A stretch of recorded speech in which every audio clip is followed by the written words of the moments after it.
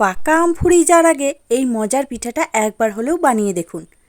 এতটাই মজাদার হবে, না বানিয়ে থাকলে আফসোস থেকে যাবে। ওপরটা তুলোর মতো নরম আর ভেতরটা পুড়ে ভরা, খেতে কিন্তু খুবই মজাদার। তাহলে চলুন বন্ধুরা, আজকের এই রেসিপিটা পুরোটা দেখার অনুরোধ রইল। তার জন্য দেখুন এখানে বেশ একটা পাকা দেখে আম নিয়ে নিয়েছি। এবার এই আমটাকে প্রথমে ধুয়ে নিয়েছি, এবার এটাকে কেটে নেব।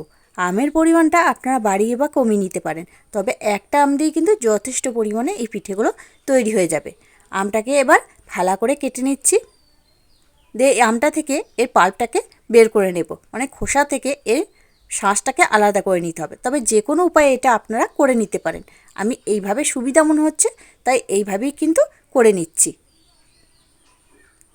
দেখুন কত সহজেই কিন্তু হয়ে যাচ্ছে। এইভাবে সবগুলোকে বের করে নিচ্ছি।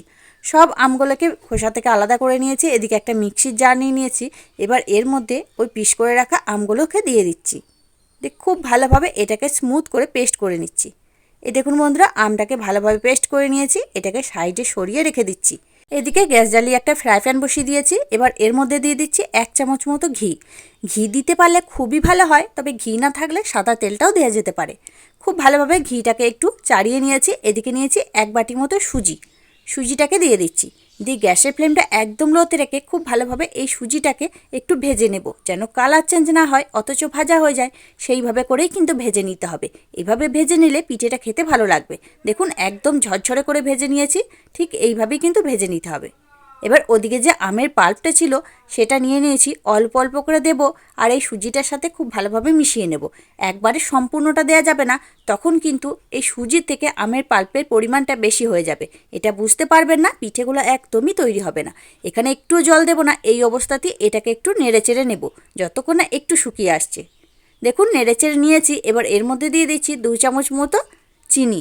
এই চিনিটা দিলে পিঠের ওপরটার খেতেও খুব ভালো লাগবে। আর দিচ্ছি 2 চামচ মতো গুঁড়ো দুধ। এই গুঁড়ো দুধের পরিবর্তে আপনারা লিকুইড দুধটাও দিতে পারেন, দিলে কিন্তু খুব ভালো লাগবে খেতে। অল্প সামান্য একটু জল দিয়েছি, দেখেই বুঝতে পাচ্ছেন একদম অল্প। খুব ভালোভাবে গ্যাসের ফ্লেমটা এবারেও কিন্তু লোতে রেখে এটাকে ভালোভাবে নেড়েচেড়ে একটা ডো তৈরি করে নেব। এই দেখুন বন্ধুরা, এটা কিন্তু আমার ডোয়ের মতো তৈরি হয়ে গেছে। এইভাবে কিন্তু একটু শক্ত ধরনের ডোটাকে তৈরি করে নিতে হবে। এটাকে নামিয়ে নিচ্ছি, দিয়ে রেখে দিচ্ছি ঠান্ডা হওয়ার জন্য। এবার এদিকে একটা পুর বানিয়ে নেব। গ্যাস জ্বালিয়ে কড়াই বসিয়ে দিয়েছি। এবার দিয়ে দিচ্ছি 1 বাটি মতো নারকেল কোড়া আর ওই বাটির 1 বাটি মতো চিনি।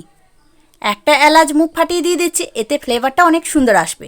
যে খুব ভালোভাবে নেড়ে চেড়ে চিনিটা গলে আসা পর্যন্ত এটাকে নেড়ে চেড়ে নেব। একটা শুকনো ধরনের নারকেলের পুর তৈরি করে নিতে হবে। এই দেখুন বন্ধুরা, পুরটাকে তৈরি করে নিয়েছি। এইভাবেই করে নিতে হবে। এবার এটাকে নামিয়ে রেখে দিচ্ছি। আর ওদিকে যে ডোটাকে ঠান্ডা হতে দিয়েছিলাম, ডোটা কিন্তু বেশ ঠান্ডা হয়ে গেছে। এবার এটাকে মেখে নেব। খুব ভালোভাবে কিন্তু মেখে নিতে হবে। হাতের মধ্যে যেহেতু লেগে যাচ্ছে, অল্প একটু ঘি নিয়ে আবারও ডোটাকে মেখে নিচ্ছি। খুব ভালোভাবে মেখে এটাকে একটা মসৃণ ডোয়ের মতো তৈরি করে নিতে হবে। তাহলে পিঠেগুলো তৈরি হবে খুব সুন্দরভাবে, একটু কিন্তু ফেটে যাবে না। দেখুন ডোটাকে ভালোভাবে মেখে নিয়েছি। এইভাবেই মেখে নিতে হবে। এবার পিঠেগুলো তৈরি করে নেব। তার জন্য দেখুন নারকেলের পুরটাকেও নিয়ে নিয়েছি, হাতের মধ্যে আরেকটু ঘি লাগিয়ে নিয়েছি। এবার ওই ডোটা থেকে বেশ কিছুটা পরিমাণ ডো নিয়ে নিচ্ছি। দিয়ে হাতের মধ্যে দিয়ে ভালো করে একটু গোল করে এটাকে একটা বাটির মতো শেপ দিয়ে নিচ্ছি। যেহেতু পুর দেবো তাই একটু বাটির মতো শেপ দিয়ে নিয়েছি। এবার ওই নারকেলের পুরটা থেকে বেশ কিছুটা পরিমাণ পুর নিয়ে এই মাঝখানটায় দিয়ে দিচ্ছি। যতটা পুরের প্রয়োজন মনে হবে সেরকম অনুযায়ী দিয়ে দেবেন, তবে খুব বেশি দিলে আবার তখন পুরটা ফেটে বেরিয়ে যেতে পারে। মুখটাকে খুব ভালোভাবে বন্ধ করে দিতে হবে। মুখটাকে ভালো করে বন্ধ করে দিয়ে হাতের মধ্যে দিয়ে এটাকে আবার একটু গোল করে চ্যাপ্টা ধরনের তৈরি করে নিতে হবে। এই দেখুন ঠিক এইভাবে করে নিতে হবে। এবার এটা একটা সুন্দর ডিজাইন তৈরি করে নেব। তার জন্য একটা শন নিয়ে নিয়েছি। শন দিয়ে এইভাবে ডিজাইনটা তৈরি করে নিচ্ছি। দেখলেই আপনারা বুঝতে পারবেন। তবে বন্ধুরা, আপনারা চাইলে কিন্তু শুধু এমনি প্লেনও রেখে দিতে পারেন, ডিজাইন কিন্তু না করলেও হবে। আমি এটা যাতে দেখতে অনেকটা বেশি সুন্দর লাগে তার জন্য একটা ডিজাইন তৈরি করে নিচ্ছি। দেখুন এই ডিজাইনটা কিন্তু খুবই সহজ, যে কেউ কিন্তু তৈরি করে নিতে পারবে।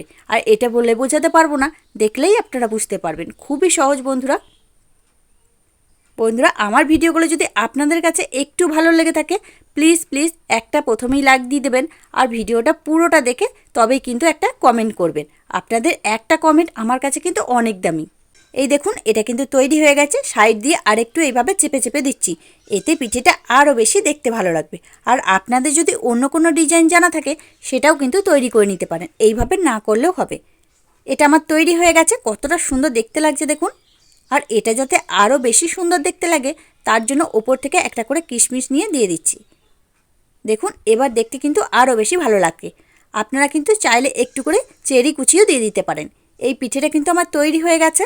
আবারও একটা একইভাবে তৈরি করে নিয়েছি, এটাতেও ওই একইভাবে একটু করে কিশমিশ নিয়ে দিয়ে দিচ্ছি।